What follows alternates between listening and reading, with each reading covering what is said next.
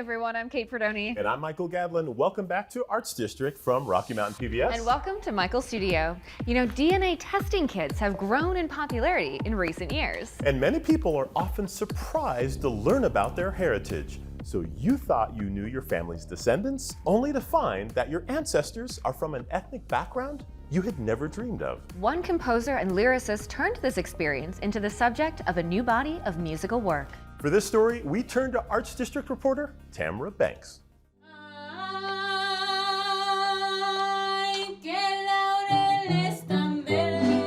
The picturesque landscape of southwestern U.S., home to more than half of the Hispanic and Latino population in the country, largely Catholic.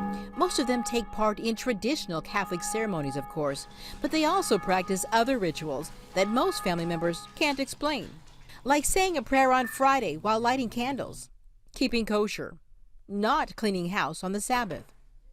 Rituals fairly common for Latinos in the southwest part of the U.S., but have no connection to Catholicism. Ancestors from 15th century Spain were keeping the origins of these rituals a secret, for a good reason.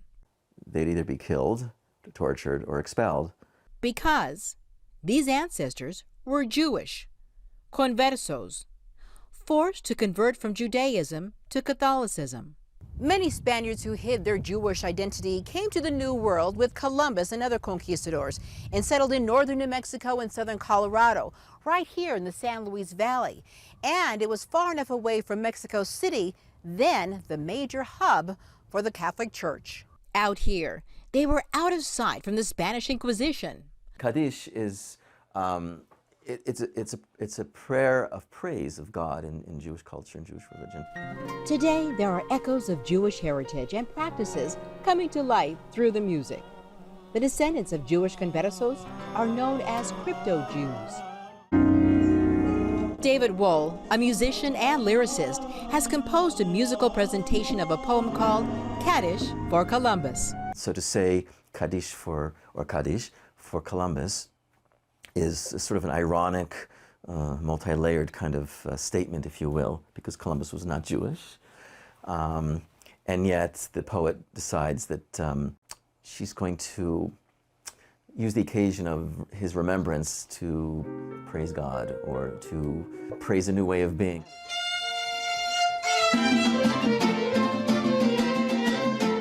Kaddish for Columbus integrates Jewish music with music from Spain and North Africa, as well as melodies from the southwestern part of the U.S. They're hints of those musical traditions expressing the emotional journey of someone who discovers their true roots and are discovering what that heritage means to them today.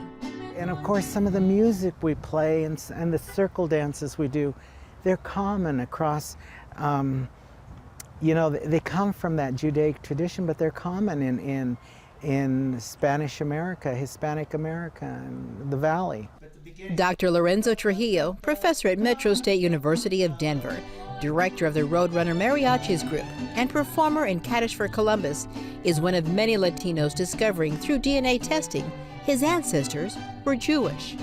They would be brought before the Inquisition, tortured, sometimes killed, unless they converted. And even after they converted, the conversos, the converted Jews, sometimes were found to be not fully Christianized and practicing Judaism, and they would still be punished, tortured, and sometimes killed. Dr. Trujillo's family came to what was then New Spain and settled in the area known as Hispaniola. Today, we call that area New Mexico. Part of the family moved to San Luis, Colorado, under the Boubien land grant.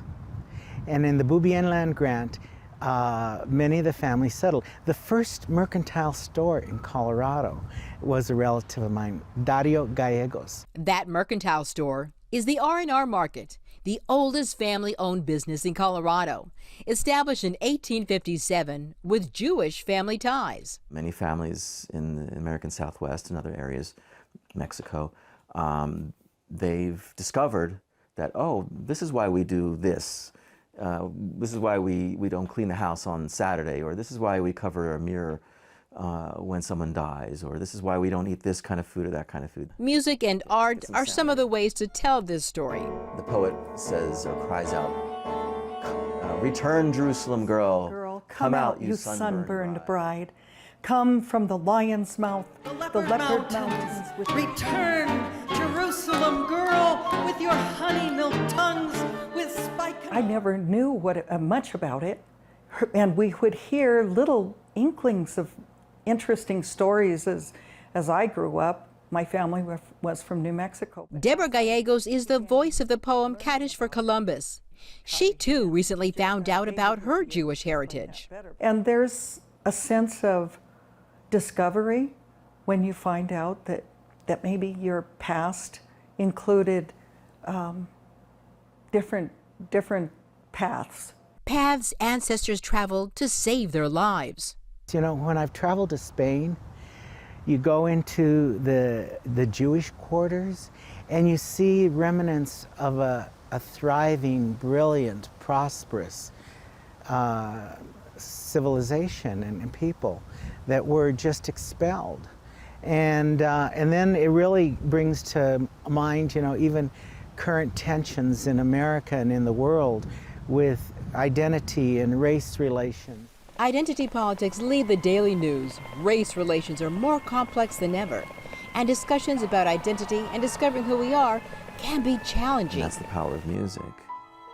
That's why people say music is a universal language, which it is, regardless of the technical specific differences between this genre, or you know, this ethnic group, or this national group, this linguistic group. There's a certain universality that is in all human-made sound.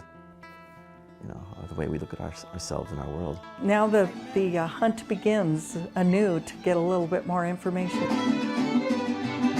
For Arts District, I'm Tamara Banks. Fascinating. The story of this Spanish-Jewish heritage really illuminates the convergence of cultures that totally defines southern Colorado and northern New Mexico. It's unknown how many people actually share these genetics. The Society of Crypto-Judaic Studies is a great resource for information.